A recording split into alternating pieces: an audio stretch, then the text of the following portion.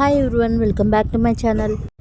పర్యావరణ పరిరక్షణ కొరకు ప్లాస్టిక్ వాడకాన్ని తగ్గించి ప్లాస్టిక్ రహిత సమాజ నిర్మాణానికి ప్రతి ఒక్కరూ సహకరించాలి అని మున్సిపాలిటీ చైర్మన్ షేక్ అబ్దుల్ గఫర్ పిలుపునిచ్చారు.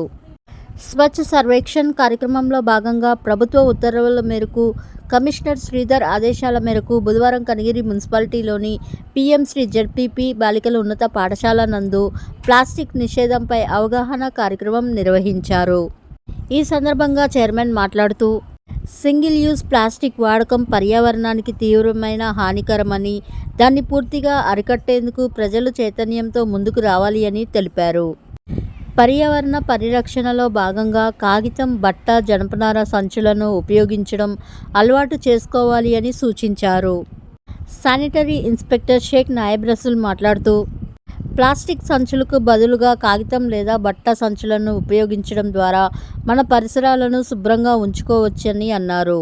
ప్రభుత్వం అమలు చేస్తున్న సింగిల్ యూజ్ ప్లాస్టిక్ నిషేధాన్ని ప్రజలు ఖచ్చితంగా పాటించాలి అని, ప్రజా ఆరోగ్య రక్షణ మరియు పర్యావరణ పరిరక్షణ కోసం ప్లాస్టిక్ వస్తువుల వినియోగాన్ని పూర్తిగా నివారించాలి అని అవగాహన కల్పించారు.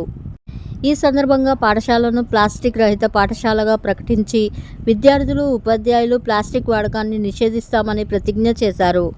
ప్లాస్టిక్ సంచులు, సింగిల్ యూజ్ ప్లాస్టిక్ వస్తువులను వాడకుండా పర్యావరణాన్ని కాపాడేందుకు కృషి చేస్తామని తెలిపారు.